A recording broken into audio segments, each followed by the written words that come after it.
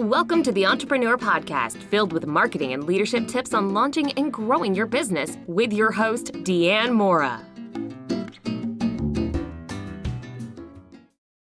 Hangs out with his family in Montana. Like me, I'm sure you want to learn his secrets. So I'm really looking forward to this interview. Joe, welcome to the podcast. Thank you so much for having me. I appreciate it. Absolutely. Well, let's start by giving our listeners a taste of what's possible. Tell me, what does a typical day look like for you? It depends what I put on my plate. As of late, we've been launching a new business, so I've been head down pretty busy with that. But once that's up and running, which, probably another couple of weeks, I'll step out of the business and it'll be run by a team that manages that company. And then my day will be taking my kids to school when school starts, but, hanging out with them in the morning. We go to the creek, by our property. We go up into the mountains. In the winter, I snowmobile, most days, and hang out with my wife. And we all do the thing where, remember back in the day, families used to sit down and eat dinner together. Really? We do that 7 days a week. And we literally sit, and it's a thing we do every single time. And we sit and we all have dinner together, and there is no getting out of it. You can't weasel out, but we've got horseback riding and gymnastics and all kinds of stuff. And so I'm there literally for every single thing. And so my day is very full. It just happens to be with family stuff and good stuff. All the stuff fun that we all want to do. Well, that's the reason we build businesses, right? Is we're supposed to create freedom. And so that's what I wanted. And so that's why I decided to build businesses in the format that I do. And that's given me the freedom. That's amazing. Well, I know it wasn't always like this for you and that you went through some tough times to get here. So when did things change? Some pretty big failures caused me to rethink how I was living my life, how I was operating businesses, what I wanted out of a business. I started, really building companies, I dropped out of school to start a company, to be honest. And so I dropped out of college, started a business. I sold it 2.5 years later. Got into real estate, and then the 08, 09 crash hit and we all got kind of pummeled, and, that didn't go so well. But then I started another business and I started using virtual assistants because of that one. And so that was November of 2008. I launched that business and I started using VAs every day since. And it was really, really interesting for a long time trying to figure out how to make it work. And then I kind of somehow got away from it. And I hired a whole bunch of employees and we built out an office space and had all this, overhead. And then, it was like, well, I'm not making as much money as I should be. I'm not making money. The employees are getting paid. And I'm like, but I was the VA guy. Like, what happened? And so we ended up closing down that agency just because we were bleeding cash for quite a long time. And I was taking on debt to pay payroll, which is never a good idea. It went, okay, let's do one thing for one niche, rebuild a business, only use virtual assistants. And then I figured out the model and we basically said, okay, well, we went from $0 to $100,000 a month in 4 months. And I said, okay, we could probably do that with this other idea that I have. So we did that. And then and it was like, oh, we could replicate this over and over. And the cool part is as soon as we put the framework together, I didn't have to be involved beyond the initial start. And so it was failures and painful lessons that led me to discovering how to do it. And it was almost one of those things, your back's against the wall. You don't have a choice. You got to figure it out. It reminds me of, I'm sure a lot of us have read that book, The 4-Hour Workweek by That's where I learned it. Ferriss. That's what I'm wondering. Was that your inspiration? A lot of us see those and they think it's a good idea, but it's like you went crazy with it. I did. I actually took the book. I sat down at my kitchen table and I built a business page by page. Literally every single page of the book I did. And the only one piece of advice that I didn't take from the book is he said, don't sell ingestible products. So like supplements and stuff like that, because there's lots of liability. There's lots of, there's FDA stuff. And so sure enough, 6 years later, the FDA came and shut down the health product that I had. And so that said, okay, well, I guess that business is over because we can't, manufacture the product anymore. So that was that. And that's how I got into virtual assistants was, that and the book, The World is Flat and all those things. And that's how I actually was introduced to virtual assistants. That's really cool. Does Tim know? I don't know. I don't know. I've seen him at a couple events when I used to hang out in kind of the Bay Area a little bit, and I'd seen him at a few things, and I've never walked up to him and just said, "Hey, man, you got me on a path." But it'd be pretty cool to tell that story to him. Yeah. Absolutely. Absolutely. A lot of people hear the term virtual assistant or VA and they think of a personal assistant. They think of someone who could Correct. answer phones and create PowerPoint presentations, but you've gone much, much further than that. So what skills have you been able to hire and what should we reasonably expect to be able to outsource? As long as it doesn't require physical presence, it can be outsourced. So I mean, that's the reality of it. And sometimes you can even figure out a way to make something that seems like you need a physical presence to not need one, and then you can outsource that too. But I mean, we have, in our company, we have a ton of EAs, and one of my companies, Level 9 Virtual, is a virtual assistant services company. So that's the biggest business that we have, and we actually sell the service to small businesses. We focus really heavily in the marketing side of business. So everything from building websites to, funnels and landing pages and email marketing and CRMs and the marketing automation stuff and integrations and API stuff and graphic design, video editing, everything in between. So we have skilled people who do all of it. But in my company, we have everything from finance, a finance division, HR division, project managers. We've got our bookkeepers, and like, they're all based overseas in the Philippines. Hmm. So, Interesting. we have a sales team. They're in the Philippines, for the most part. And so, yeah, there's not much that you can't outsource now. And it's a lot of times you can get as good, if not better talent because it's readily available. So I always like to give everybody the kind of the idea. I live outside of Bozeman, Montana. So in our entire valley, in Gallatin Valley, there's only 130,000 people here. So not that many, right? Bozeman itself has less than 60,000 people. So it's not that big. So when you think about the context in the entire state of Montana, where I live, there's less people here than in the city of Portland, Hmm. in the entire state. Interesting So like, comparison. Yeah. for people to actually wrap their heads around that and understand like, oh, okay, there's not much there, right? So if I wanted to open an office and bring in high caliber talent, it would either cost me a fortune to be able to afford the people, or I couldn't find the talent. Yeah. However, I can go overseas and, I always like to tell the story. I'm a college dropout. My lead developer on my team has a master's degree and he's a professor. So, and that's interesting because I think there's a certain stigma in some people's mind when it comes to offshore. Sure. Uh, Talk to me a little bit about, it sounds like you're using the Philippines. Talk to me a little bit more about the education system, kind of what can you expect skill-wise from someone who is hired from the Philippines? And the reason that we landed there and decided to use, team members from the Philippines and have a company built there is because English is their second language, right? One of the things I always laugh about is like, if you hear them communicate in Tagalog, right? They'll say things and you're like, I don't understand what you're saying. And then there's a whole sentence inside of it that's English. And you're like, wait, and then you don't understand anything else. And I always laugh because I compare it to like Spanglish. Yeah, I was just When thinking that. you think it's somebody speaking Spanish, and all of a sudden there's a sentence in there they throw out in English, right? And that's how they communicate. And so the US culture for them, or Western culture, is very ingrained in them. So street signs are in English, universities teach in English. They wear our clothes, they watch our movies, and they listen to our music. And so when you compare all these things, like we have a call and like I'll have team members and they're wearing like a New York Yankees hat. And I'm just laughing. I'm like, why? Like, Do you even know who the you've never Yankees been to are? New York. Like you're not a Yankees fan, but it's funny because their culture aligns so well with us that it's actually a very easy transition. Then when you look at the university system, it's pretty easy to get somebody who's educated. And now education isn't the thing that we're always after, right? We're after skill set.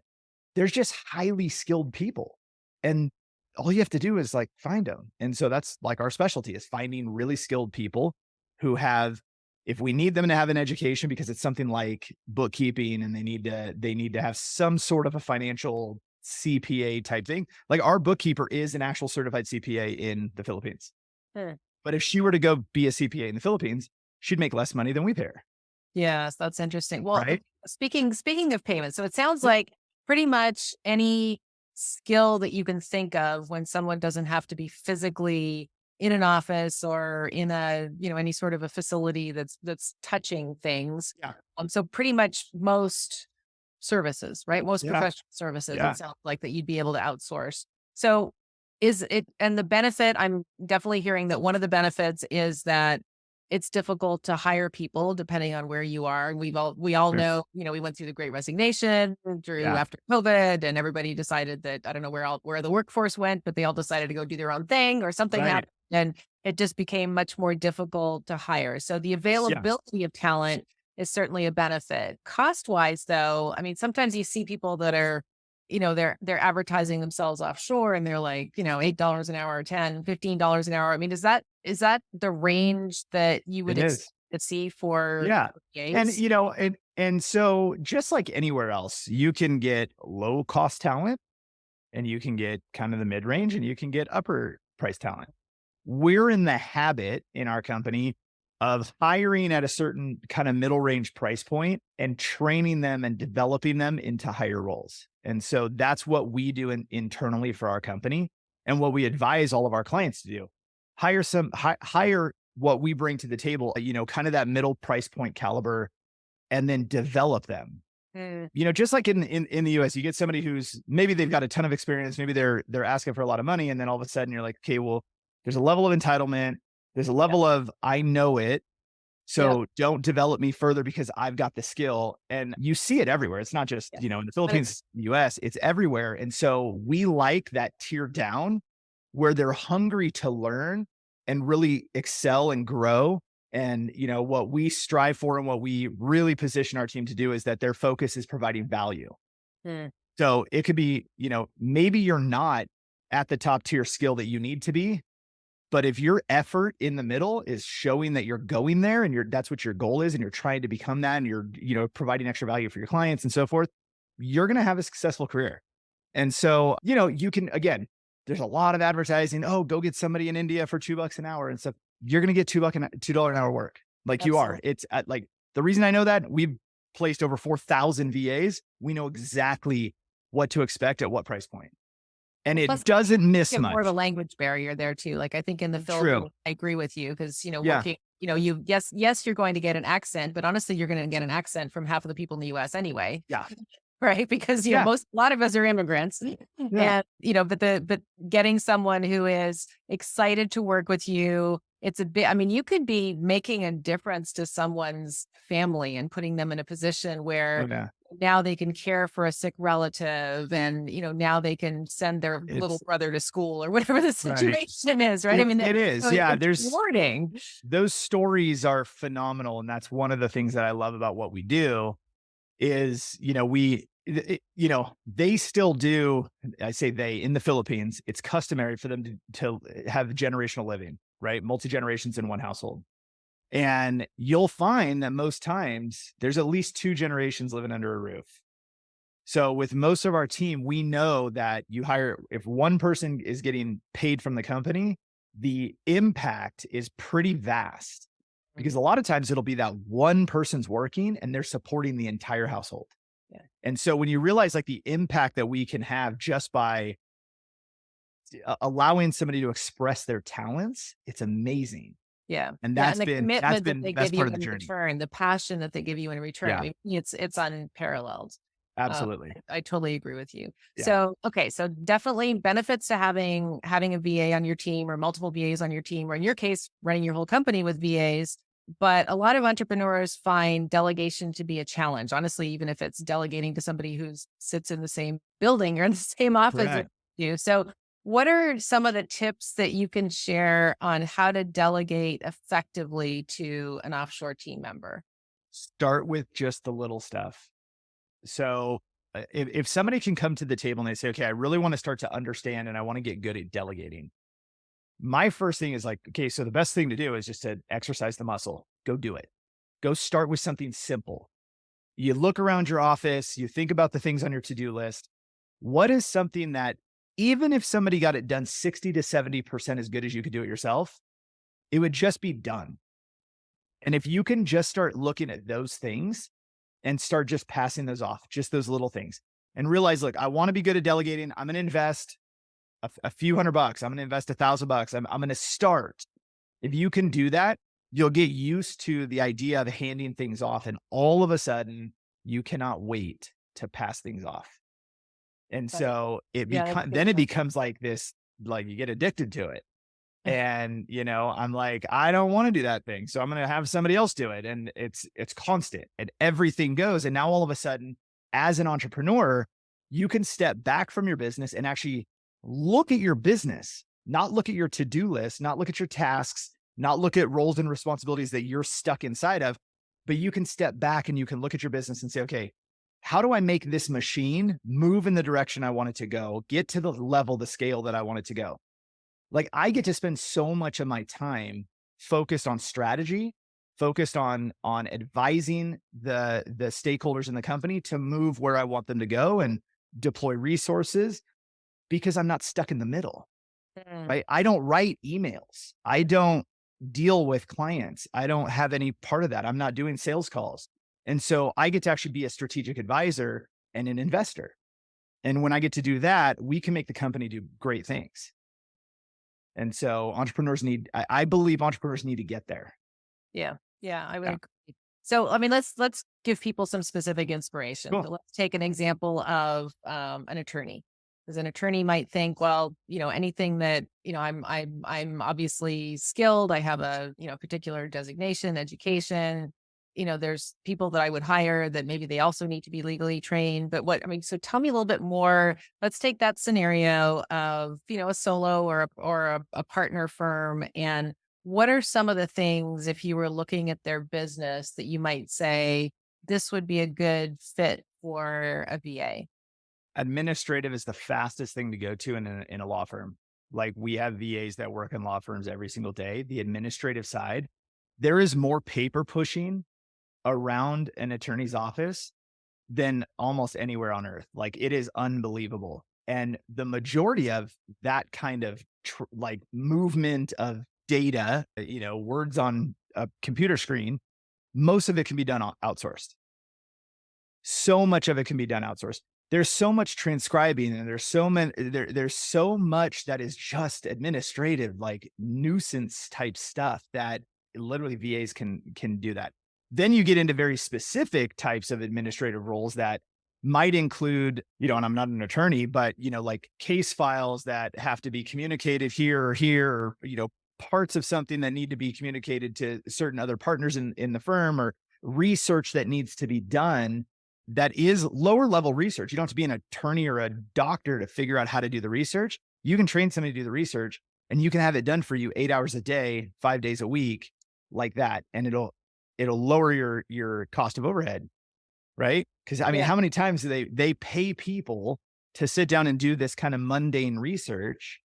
And it's not mundane to somebody who is excited to actually have that as a career. True. Right.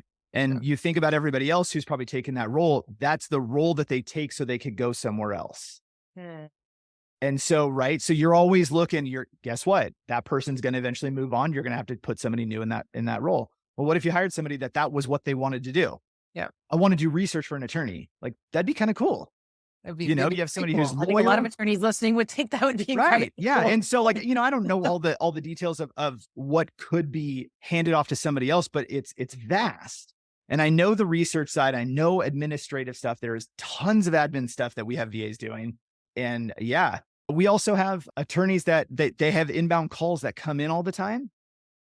And it's unbelievable. We answer the inbound calls for them or the inbound emails, and we actually communicate on their behalf. It's live inbound lead nurturing. And we do that for attorneys. That as well, because you need that 24/7. That's right. Yeah. Yeah. Okay. And so, we can qualify people and find out, hey, is this even something our firm can even take? Like, why are we going to, if we have somebody sitting at a desk that's getting paid $30 an hour or $25 an hour in an office, why would you pay that person to qualify people on the phone if you could pay somebody else $9 or $10 an hour and save that and then have that $25 or $30 an hour person do something more valuable? Yeah. Yeah. Right. And so those are just some of the things that can be done.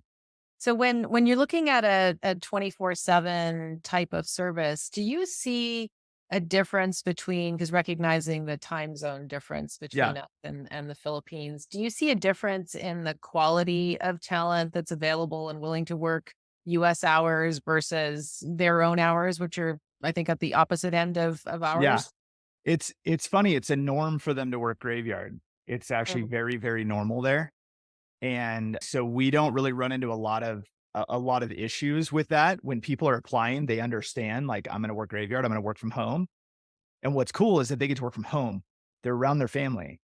They're around their kids. They all end up eating breakfast together, and that becomes like a big deal, right? Eating Mhm. breakfast as a family is a big deal for them because that's when somebody's getting off their work shift, everybody's waking up for the day, and then they just work it out. Like my father was a police officer. He worked graveyard, it's kind of the weird swing shift. They work like 12-hour shifts. He was always gone every night. Wow. And so it was like totally normal for me to see virtual assistants working graveyard. I'm like, yeah, this is normal. Like, this is what people do. Right. And my dad did it forever. And so watching, seeing how effective they are. The other thing I was going to say about 24/7 stuff is we've actually found 24/7 to be less effective than if you actually block business hours. Mm. So, which is really interesting. Nothing catastrophic occurs in the middle of the night. And most people, when they inbound message or call, they don't actually expect anybody to answer. And so it appears in most industries, it's less effective to have an overnight person than it is to just let it go until the morning and call back. Yeah. That's what we've seen. Unless perhaps you're a criminal attorney. That could be Unless you're okay, there's RFP, yeah, there definitely are plenty, but yeah, absolutely. those things, like, good things never happen during the day. They always seem to. That's true. That might be the complete opposite, right? Yeah, that's funny. So I know that, you've talked a little bit about how you've structured your company. And I believe you have a system that you've called the pod system. Like, how Well, close yeah. is that to EOS or Scaling Up or some of the other known Well, business that companies? has nothing to do with it. The pod is actually a service that we sell. So that's different. So our framework has no name to it. The business framework I use, it's like Joe's business idea. I don't know. It's nothing.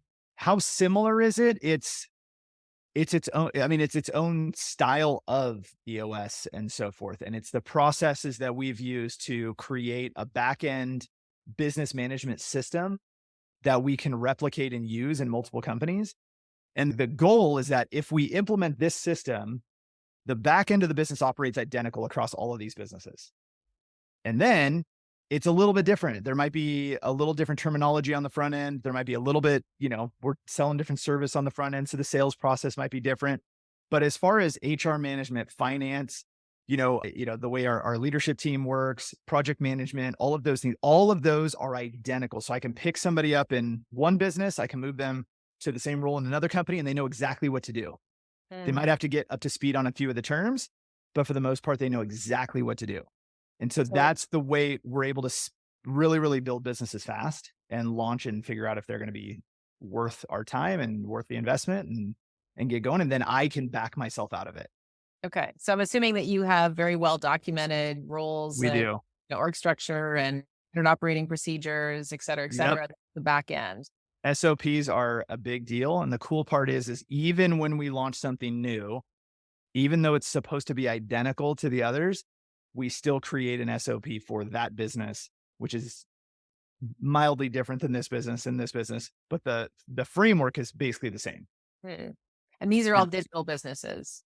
Yeah. So nothing's, a brick and mortar or anything like that. No. Okay. Yeah, they're Okay. all online for the most part. That makes sense. So, what, as part of any good system, you have, you want to measure its success. And obviously KPIs are important for any business, and particularly when you're working with distributed teams. So what do you Yeah. recommend measuring when you're working with VAs, and can they even help capture those metrics? Some of them they can. Sometimes it's difficult to capture some of that data, but we're doing a lot of the NPS stuff, right? Trying to figure out client satisfaction. Retention's a huge one that we're really paying attention to is what is what does the retention look like with like our client base? For us selling virtual assistant services, which is staffing, we also have to look at the retention of the actual product we sell, which is virtual assistants. So we have to recruit them, then we have to train them, then we have to place them with a client, and then we have to get them happy to stay working with that client. So there's this weird level for us where we have to acquire clients that actually pay us money. recruit people as the product that we sell, they have to remain happy. They have to remain happy. And so this like really this customer retention, this customer satisfaction, VA satisfaction. So a lot of our KPIs are actually in the human side of it. It's much more in the emotional intelligence side. It's Hmm. our HR team holding a lot of value to how is our staff holding up? How are they progressing in their career? Sometimes that is more important than my sales numbers because I know that if I've got a team that can do fulfillment and they're unbelievably happy and they're executing well, they feel like they're being paid fairly, they have good work-life balance for themselves. One of the coolest things is one of the best bonuses I can give people is like, hey, you guys, you want to take your family out of town for the weekend and give that instead of saying, hey, here's a cash bonus. If you give them a cash bonus, most of the time they're going to ask for time off anyway to go do something. So it's like, just give them the time and it works. But some of those things are some of the major metrics that we really pay attention to. And it's some of it can't be measured. Some of it's a feeling type thing. And those are major for us. And then of Yeah. course, the standard KPIs that you want with your sales numbers and your revenue and profit and all of those things. But the EQ side of things is very, very, it's different. It's difficult.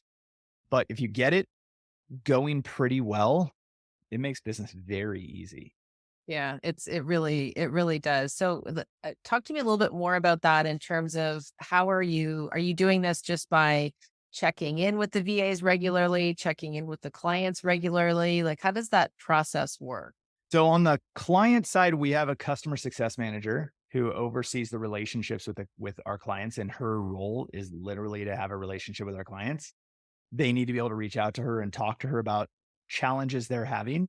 With our internal team, it's doing things that are entertaining and doing events. They're virtual events, but constantly doing something. We have a huge New Year's bash to kick off the new year, and everybody gets on. We do all these games that last for like 3 hours.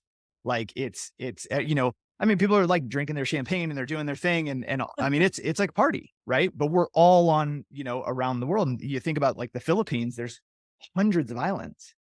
Yes. So people are everywhere.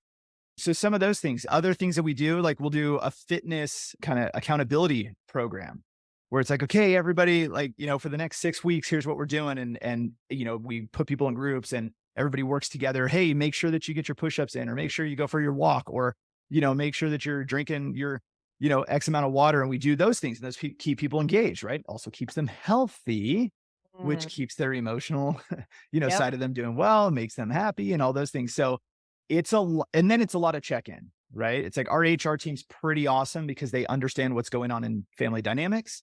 They understand what's going on with, again, multi-generational living. Grandma's in the house. She's not doing so well. Somebody being there and caring is pretty important. And so Yeah. those are some of the things that we're doing.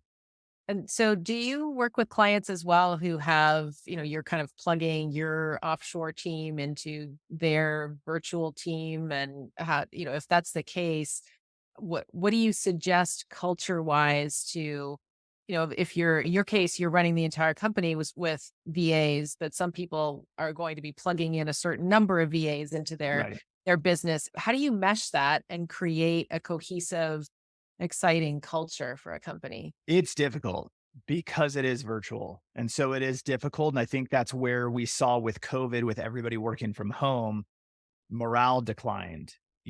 Like people really saw that in businesses that it was difficult because they didn't have any mechanism to keep people excited. So we tell clients, like, if you're having a meeting, let them join in.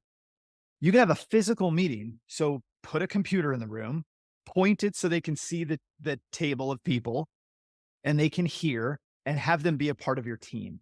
Mm. Whether it's one, whether it's five, it doesn't matter. Have them be a part of your team. If you're going to do some sort of a celebration at the office, you're going to do lunch at the office. I mean, this is the easiest stuff. Lunch at the office. If everybody's going to a break room, awesome. Bring a computer in. Hey, VA Sally, like we're going to all have lunch at the same time. And here's what we're going to do.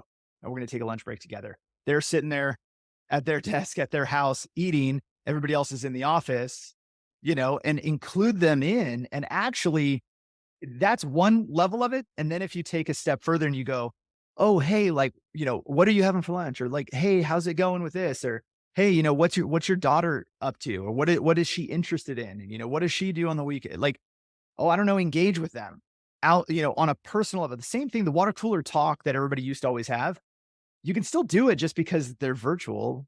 And so if people do that, they stick around. They want to perform. They want to provide value, and they will.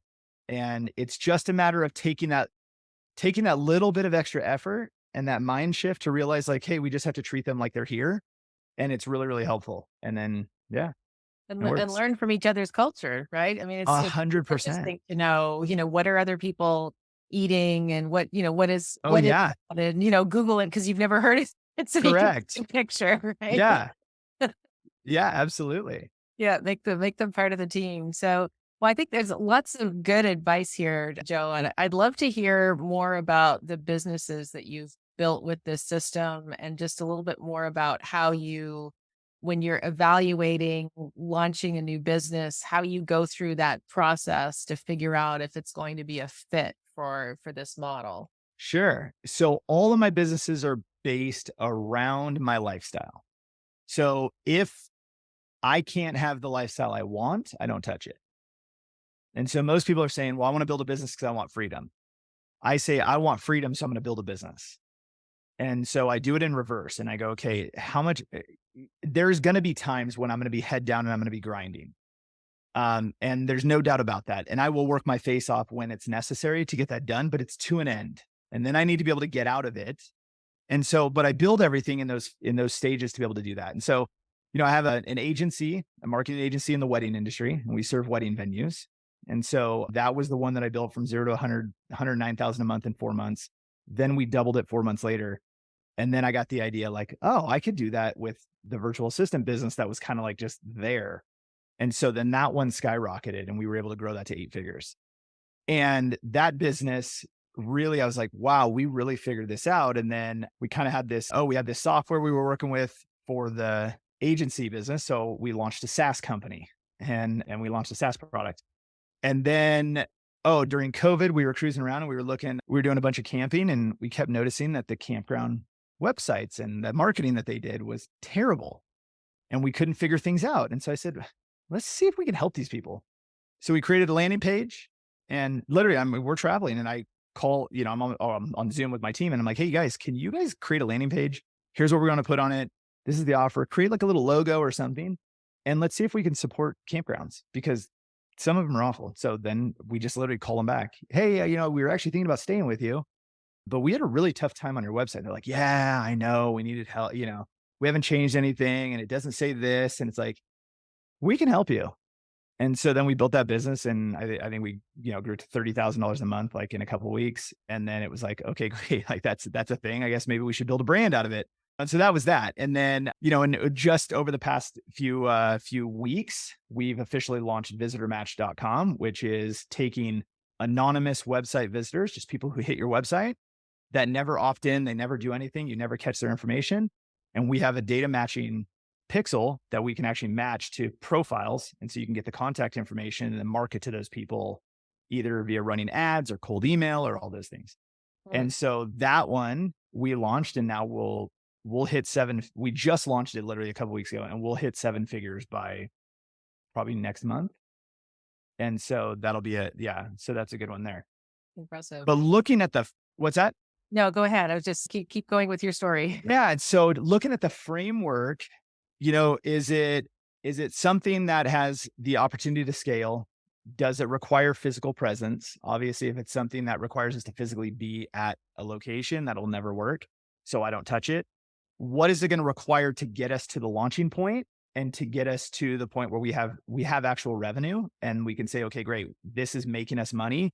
Now let's really push this. And then at that point, I can kind of step out and go, okay, here's how we grow it. Let's put this, this marketing plan here. Let's put this strategy here. And then, here's what our sales is going to look like. Okay, go. And then I let everybody do the thing that they're excellent at. And then we tweak it and we modify it. But that stuff doesn't require my time. And so in the beginning, my job is to figure out if anybody will buy the thing that I hope they will. And so like with Visitor Match, because it's the most recent, we just literally went to our existing clients. We said, hey, we have this thing. It's pretty cool. It's going to increase your results. decrease your ad costs. We're going to have amazing results with it. Do you want it? They said, yes. Awesome. Here's how much it is. Okay, great. Boom. Then you have, 70 clients later, you're going, okay, this is a real thing. We should probably like name it. Like, let's actually put a name to it. And so then there's, how do we brand it? Okay, let's actually build a website. Okay. And all that. So that's it. So it sounds like as you're testing these businesses that you do like a traditional MVP, which could be as simple as we're going to build a landing page and we're going to see, maybe call some people, see if this might be of interest, try to sell it first of all, to make sure that it's viable and it's something that's for me, the biggest thing is, are they actually going to give us money? So it's one thing to ask somebody, again, 4-hour work week advice, right? It's one thing to ask somebody if they would buy it. It's another thing to ask them to give you their credit card number. It doesn't mean anything because all my clients love us, right? So if I ask them, they'd be like, oh, that's odd. No, that's really great. Okay, so pay for it. Right. And then when they do, I'm like, okay, this is real, right? Now we've got real income coming in and it's like, okay, let's make this real and let's build it, And then because these are digital businesses at that point, once you've tested MVP, then is it traditional marketing funnel and you're putting ad spend into it and if necessary. For a lot of them, we may not do ads until we reach a certain threshold and we kind of exhaust our organic ability to outreach to people, cold email, cold calling. If those are highly, highly effective, we'll definitely start there, right? Because what I can guarantee is if I give somebody a task, they're going to do that task, right? So if your job is to call 100 people a day that are from a list that we've created that are our ideal customers, and your job is to dial 100 of those a day. Law of averages, we know what we're getting out of that. If we send 500 emails a day, we know we're going to get percentages. It's going to be pretty even. So until we exhaust those, we try not to dump a lot of money into ads. Ads turn into be the fire, right? Then you put gasoline on it. Now you go to your funnel. Yep, absolutely. Yeah, exactly.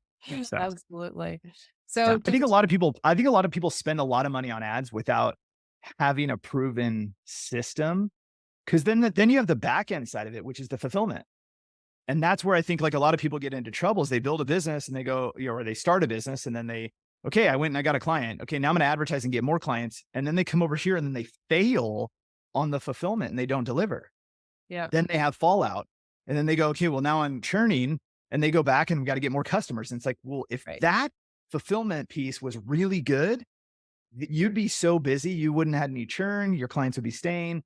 And so we want to make sure this is 100% dialed. And so for us, I believe getting a business to 100,000 a month is the test before we even need to run ads.